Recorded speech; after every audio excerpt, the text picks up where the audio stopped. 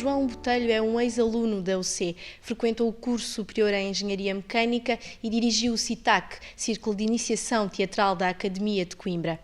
Hoje, a UQV, em parceria com a Rede dos Antigos Estudantes, veio saber o que é feito deste antigo aluno. João, olá, obrigada por estar aqui connosco.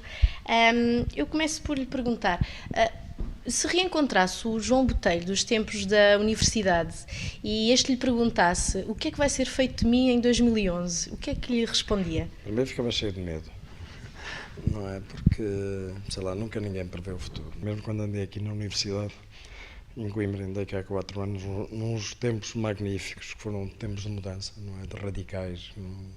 Vocês são muito novinhos, portanto não sabem o que era o fascismo português, que era uma situação muito asquerosa mesmo, ou seja, sobretudo a ideia de não se poder falar, não se poder dizer o que se pensava, de não se poder fazer o que se queria. Nunca imaginaria poder algum dia fazer filmes e expressar-me livremente ou fazer o que acho que devia fazer. E nessa altura eu devo de qualquer maneira uma coisa à Coimbra, grande, e tem a ver com a praxe. A praxe Coimbra, que é uma coisa que eu detesto e que acho que participei durante alguns tempos para acabar com ela durante uma altura, obrigou-me a ir ao cinema. Ou seja, no meu tempo, quando chegava a Coimbra, nós não podíamos sair a partir das 6 da tarde no primeiro ano, e eu gosto de sair. E, portanto, refugiava-me no cinema, ia todos os dias ao cinema. Saía de casa, esgueirava-me, ia ao cinema para não ser apanhado pelos mais velhos, e vi muitos filmes, e portanto a minha relação com o cinema foi de cinefilia, nunca foi numa ideia de ir alguma vez fazer um filme. E depois aprendi muita coisa em Coimbra, houve uma mudança radical de hábitos, de costumes, mas também de aprendizagem fora da universidade.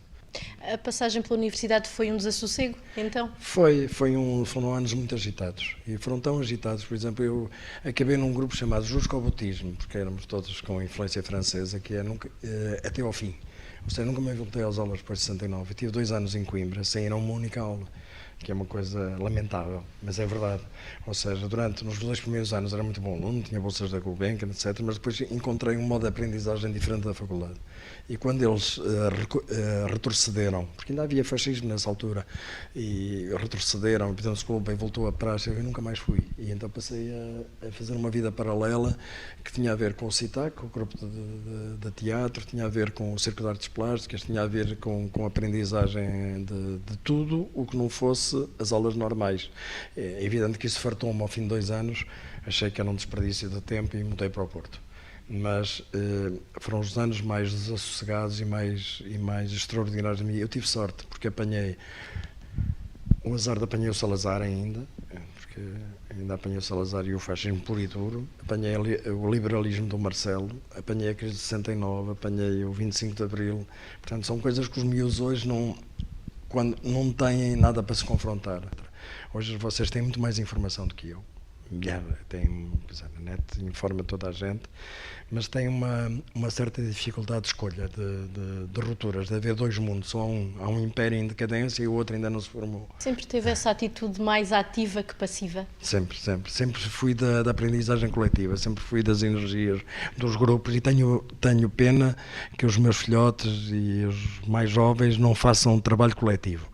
Ou seja, hoje os miúdos divertem-se, na verdade, mas vão a sítios quando a música é tão alta que não podem conversar. Não é? Ou seja, é um bocado isso. Sei lá, conversam um pouco, falam um pouco, trocam poucas ideias, estão muito individualistas. A net pô-los muito, cada um. Eu lembro de uma altura em que a televisão matou o cinema, eu sei. A televisão. Porque passou a ser uma coisa, mas às vezes ainda era uma coisa coletiva, as pessoas ainda viam a televisão em conjunto, quando se havia assim em família, discutia-se, não sei o que. Hoje cada um tem a sua televisão no quarto, agora já nem televisão tem um computador, e cada um está sozinho perante si próprio e escolhendo as suas coisas. Deixou de haver, a comunicação é muito fútil e tem a ver lá com o Facebook. Eu não tenho medo nenhum do futuro, nem acho que isto seja pior do que era antes, acho que é muito melhor. Eu sou do tempo em que andava numa escola primária, sou eu que tinha sapatos, que era filho do professor, os outros eram todos descalços e havia neve. Portanto, imagine o ganho que houve na vida das pessoas. Portanto, não sou saudosista, nem nada, mas acho que é preciso o direito ao pensamento outra vez. As pessoas pensarem e terem tempo, porque sei lá, eu não gosto daquela ideia dos 8 horas de trabalho, 8 horas de descanso e 8 horas de lazer. e não misturar as coisas. João, vamos voltar então aos Sim. tempos da universidade. Sim. De engenharia mecânica para o cinema vai um grande passo. Não vai-me assim tanto. Não? Não. Porquê é que escolheu Não. na altura o curso de engenharia Não, mecânica? assim, eu devia ser arquiteto, porque eu tinha muito jeito para arquitetura, ainda fiz uns estágios, etc. Porque eu desenhava bem, até era bom aluno nas ciências. Mas tinha família no Porto. E arquitetura não havia em Coimbra. Portanto, eu, apesar de gostar muito da minha família, uma altura que aos 16 anos queria me libertar de vez. Eu, portanto, vim para um sítio onde não tinha família. Ou seja, se eu fosse para a Faculdade de Arquitetura do Porto, tinha de ir viver com a família. Eu não me apetecia mais. Juro-lhe, tem a ver com revoltas. Naquela altura, a família era um lugar de reprodução do poder. Não é? Eu sei que, sei lá, o meu pai não era nada de especialmente autoritário, mas também era, quer dizer, não se falava às refeições, beijava-se na mão, sei lá, havia códigos de comportamento que eram muito de silêncio. E, sobretudo, a minha família era uma família peculiar, porque a minha mãe morreu quando eu tinha 6 anos, portanto instalou-se um silêncio. Depois o irmão mais velho, primogênito, também morreu aos 20 anos, era piloto da Força Aérea e houve um acidente e morreu, e portanto criou-se um silêncio. Eu estava farto do silêncio, a sério. E portanto fui para um sítio onde não havia família. E como não havia arquitetura em Coimbra, fui para a Faculdade de Ciências. Mas não escolhi nada, não escolhi. Foi Coimbra que me escolheu e vim para Coimbra. Estive numa casa de estudantes no início, daquelas em que se alugavam quartos e não sei o quê. Depois no segundo ano fui para uma casa já um bocadinho mais progressista, de católicos radicais, católicos de esquerda, e acabei numa casa daquelas de apartamentos doidos, na rua Nicolás Santareno, que uma data de pessoas queriam ir para as artes. Que gostavam de literatura, gostavam de música, gostavam de pintura, e pronto, e entrei, podia ter entrado noutro sítio qualquer, portanto foram acontecimentos, e o facto de estar em ciências ajudou-me a uma coisa, a organização. Uma das coisas no cinema, como se estudar cinema e for para o cinema tem muitas variáveis, tem muitas variáveis, tem pelo menos 30 por cada segundo. Onde se põe a câmara, onde se põe a luz, onde se põe como é que se está vestida a pessoa, qual é o gesto, o ator está bem, se não sei o quê, são muitas coisas ao mesmo tempo, se o cabelo está bem, se o olhar está certo, se a luz bate no olho ou se não bate. Há muita coisa no cinema para se decidir a cada segundo. Isto é só um espírito matemático que me permite esse tipo de coisas. Eu dirigi o CITAC aqui em Coimbra, aliás, já Eu não referiu dirigi, essa, assim, essa eu posso lhe dizer o experiência. seguinte, naquela altura era tudo coletivo.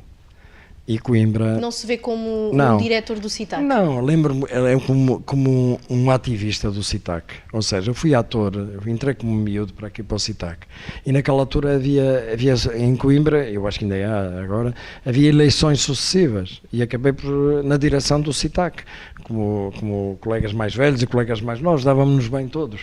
E, portanto, fiz parte da direção do CITAC, ou seja, também participei nas escolhas de percursos e de encenadores e não sei o quê, mas era uma coisa de fraternidade quase, de solidariedade, numa direção coletiva, não fui nenhum presidente do CITAC. A terminar, voltaria a passar por Coimbra? Pela Então, universidade? Estou cá. Pela universidade, não é uma experiência que se arrependa? Não, mas não tenho saudades. Não tenho saudades de nada. Não, eu acho que o dia da manhã tem de ser sempre melhor do que o de hoje, senão não estamos cá a fazer nada. Não me lembro de nada, quer dizer, lembro-me de coisas engraçadas e não sei o quê, mas não me interessa nada, não me interessa o passado. Interessa-me que amanhã possa fazer melhor do que fiz hoje. E acho que o que nos faz estar na Terra é sempre que o dia seguinte é melhor que o anterior. Está bom, João, muito obrigada por ter estado connosco. Obrigado. Este foi o primeiro O Que É Feito, que se estreou com João Botelho. Se quiser ver algum dos seus antigos colegas neste espaço, envie-nos as suas sugestões para o nosso e-mail, o cv@uc.pt. E até à próxima.